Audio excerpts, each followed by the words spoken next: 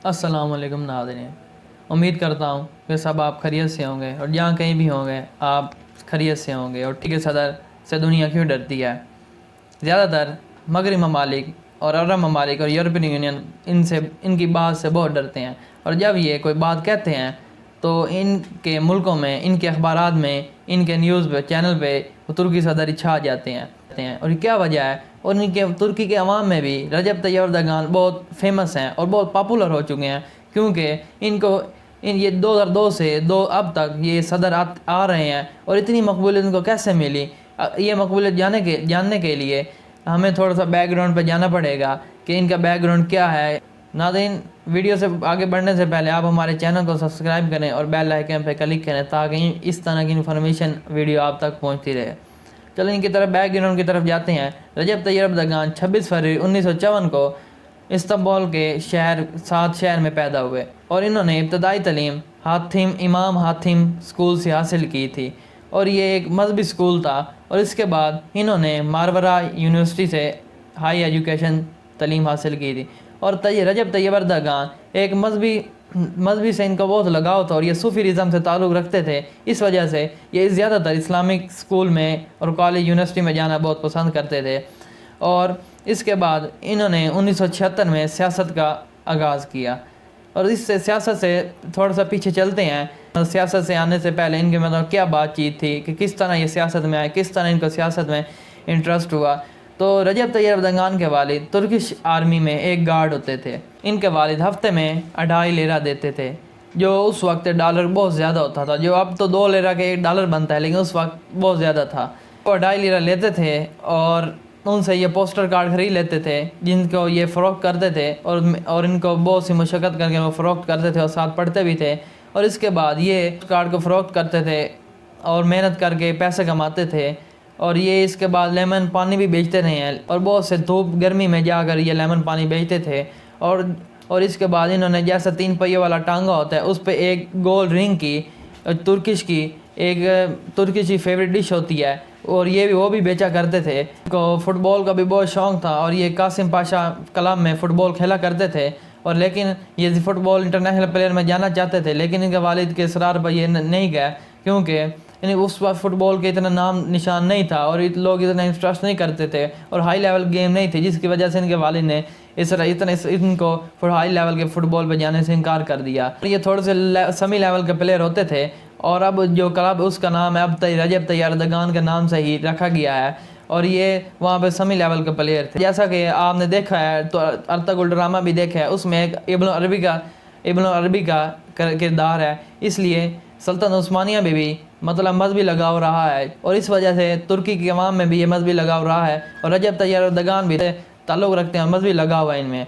और रजब Tayyip Erdogan ने 18 साल मेहनत करके इस्तांबुल शहर के मेयर बने।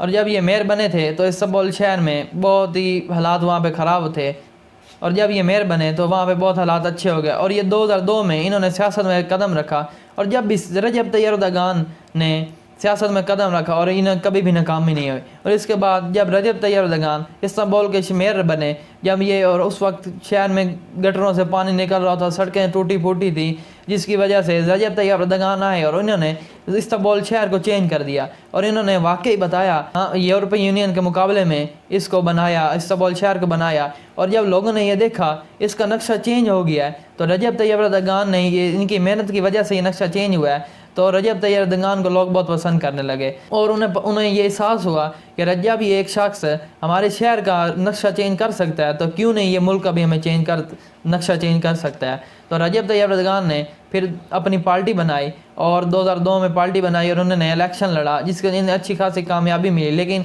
उस लेवल पे नहीं मिली। और इसके बाद ये रजब तैयब एर्दोगान 2002 से अब तक तुर्की के सदर आ रहे हैं।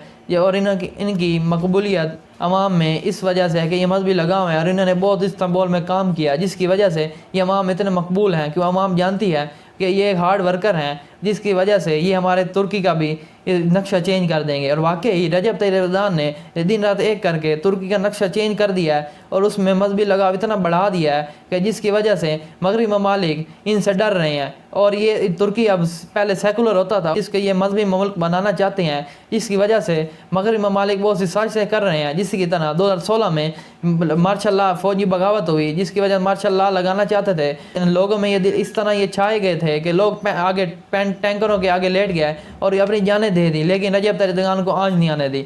और रजब तैयब एर्दोगान को इतनी मकबूलियत इस तरह मिली कि ये एक इतने मजहबी लगाव हैं, जिसकी वजह से अवाम में इतनी मकबूल है कि अवाम इनके लिए अपनी जान देना चाहते हैं।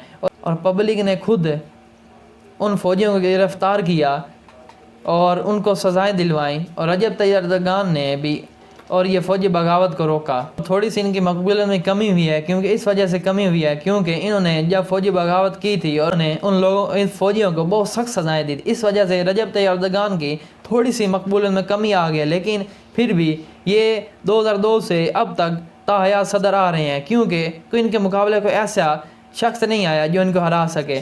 रजब तैयब एर्दोगान में इसलिए इतनी मकबूलियत हो गई है क्योंकि ये मज़हब पसंद है और इनकी बीवी भी सकाफ किया करती है, जिसकी वजह से पूरे तुर्की में औरतें सकाफ किया करती हैं। और ये तुर्की भी कहता है कि जो फौजी बगावत 2016 में की गई थी और ये अमेरिका ने करवाई थी और इनके फौजी अड्डे इस्तेमाल हुए थे, जिसकी वजह से अब तुर्की और अमेरिका के ताल्लुकात थोड़े से ख़राब हो गए हैं। क्योंकि तुर्की कहता है कि अमेरिका ने यह फौजी बगावत करा है क्योंकि वो उन्होंने तुर्की को कहते हैं सेकुलर रहने दे, लेकिन रजब तैयब एर्दोगान जैसे लीडर इसको सेकुलर नहीं बल्कि मजहबी मुल्क बनाना चाहते हैं। जिसकी वजह से अब ये मगरबी ममालिक और यूरोपीय यूनियन से इनके दूर होते जा रहे हैं, इन पर दबाव डाला था, जिसकी वजह से रजब तैयब एर्दोगान इन दबाव में नहीं आए थे। और क्योंकि ये एक तो ऐसे ताकतवर लीडर हैं, ये घबराते नहीं हैं और हालात के वक्त के साथ ऐसा मुकाबला करते हैं कि दुनिया हैरान रह जाती है। और इसके बाद दबाव डाले लेकिन दबाव ना आए, और इस वजह से उन्होंने फौजी बगावत की, फौजियों को मारा, जिसकी वजह से बगावत और लोगों ने और लोगों ने इस बगावत को रोका। जब भी कोई रजब तैयब एर्दोगान बात करते हैं तो अरबों को बहुत मसला होता है कि वो मजहबी मुल्क बनाना चाहते हैं और मगरबी ममालिक को ये पसंद नहीं है कि मजहबी मुल्क रहे, ये बल्कि वो कहते हैं कि सेकुलर मुल्क रहे। रजब तैयब एर्दोगान जब 2013 से और 2017 में दोबारा सदर मुंतखब हुए थे, 2013 से 2017 तक सदर रहे और अभी 2023 तक ये सदर रहेंगे। और इनके अच्छे काम ये हैं जिसकी वजह से अवाम में मकबूलियत हुई है, क्योंकि इन्होंने म्यूज़ियम के गिरा के आया सोफिया मस्जिद की तामील करवाई, जिसकी वजह से अवाम इनको बहुत पसंद कर दिया है। तुर्की के पहले सदर ने इस तरह काम किया था और जब भी ये कोई बात करते हैं, आइन में तब्दीली लाना चाहते हैं, तो अरबी इनसे बहुत डरते हैं और ये दुनिया में बहुत मकबूल तरीन इंसान बन गए हैं और इनकी मकबूलियत दिन ब दिन बढ़ती जा रही है और दुनिया को इनकी मकबूलियत बढ़ती हुई से नापसंद है। जैसा कि आपको मैंने बताया था जिन मुल्क के बारे में